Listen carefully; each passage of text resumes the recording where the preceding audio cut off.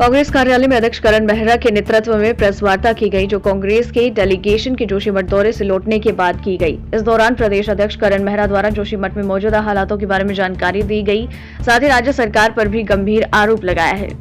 नवभारत समाचार, देहरादून से अनिल कुमार गुरु की रिपोर्ट। अब ये सरकार के मंत्रियों की सोच है, एक मंत्री इसरो की रिपोर्ट बंद करवाता है, दूसरा मंत्री अधिकारियों को हटने के लिए कहता है, तो काम कौन करेगा? लोगों की बात कौन सुनेगा? मंत्री वहां रहते नहीं, पिकनिक मना के वापस आ जा रहे हैं। तो जब अधिकारी वहां रुकेंगे तभी तो आवाम की बात सुनेंगे, जनता की बात सुनेंगे, तभी तो जो वहां कदम उठाए जा रहे हैं उन पर नजर रखेंगे। तो मंत्रियों को भी ये ध्यान रखना चाहिए, या तो अधिकारियों को हटा के खुद रखे। क्या मंत्री जी बताएंगे जब वहां रहने गए प्रोटोकॉल के तहत कितने पुलिसकर्मी, कितने अधिकारी, कितने कर्मचारी उनकी सेवा में थे? तो ये खाली ध्यान भटकाने वाली बात है। मेन फोकस होना चाहिए जोशीमठ को कैसे बचाया जाए, उसके अस्तित्व को कैसे बचाया जाए, हमारी संस्कृति को कैसे बचाएं, और जो पूरा नया हिमालय टूट रहा है इसके लिए आगे क्या सेफ्टी मेजर्स सरकार को लेने चाहिए, लोगों को किस तरीके से अवेयरनेस देनी चाहिए, ये महत्वपूर्ण विषय है। मंत्री जी को अपने गिरबान में झांकना चाहिए। केदारनाथ त्रादशी में जो बीजेपी के साथियों ने किया था, जो ट्विटर हैंडल्स चले थे, उसका भी तो हम संज्ञान ले लें। कांग्रेस कम से कम एआईसीसी से बैठक करके अपने साथियों को वहां मदद करने के लिए भेज तो रही है, जूलॉजिस्ट से आख्याएं तो ले रही है। खड़गे साहब चिंतित तो हैं। आपके मुख्यमंत्री जी को यह बताना चाहिए कि प्रधानमंत्री को समय नहीं मिला 2 लाइन लिखने का उत्तराखंड के मामले में, चिंता जताने के लिए समय नहीं मिला।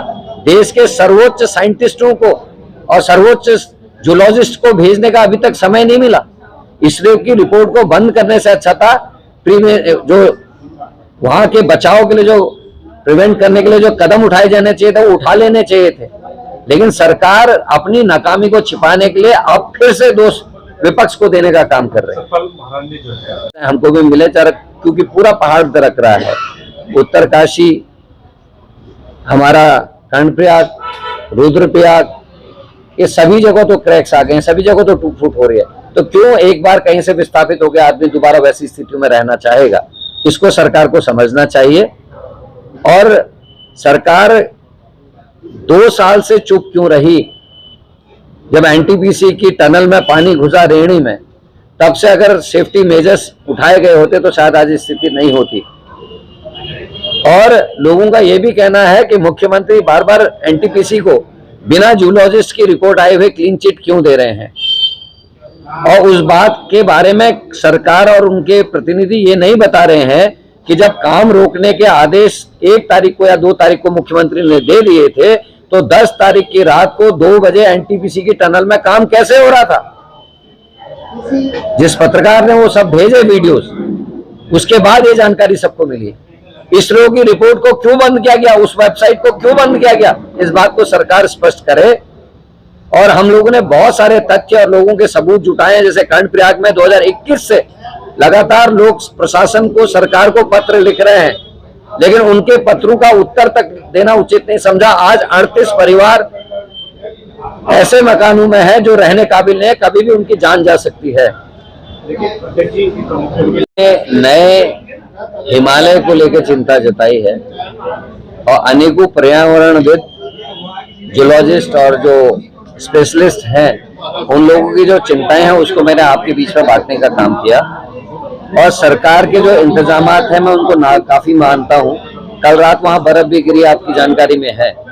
लोगों को पैसा दिया गया जो 50,000 रुपया सामग्री हटाने के लिए, लेकिन वो ले कहां जाएंगे ये चिंता का विषय। और राहत सामग्री में जो बांटने में जो लोगों के संग भेद किया जा रहा है, भेदभाव रखा जा रहा है, वो भी चिंता का विषय है। सरकार ने एक तरफा बात कह दी कि उनको पीपल कोटी में टिकाया जाएगा। पीपल कोटी के लोगों से बातचीत की, वो लोग इससे संतुष्ट नहीं है। वहां पहले ही पानी की कमी है, अन्य सुविधाओं की कमी है, और संघर्ष समिति और लोगों का भी ये कहना है कि हम पहाड़ में बसना नहीं चाहते, हमको मैदान में बसाइए, जैसे आपने टिहरी वालों को बसाया था।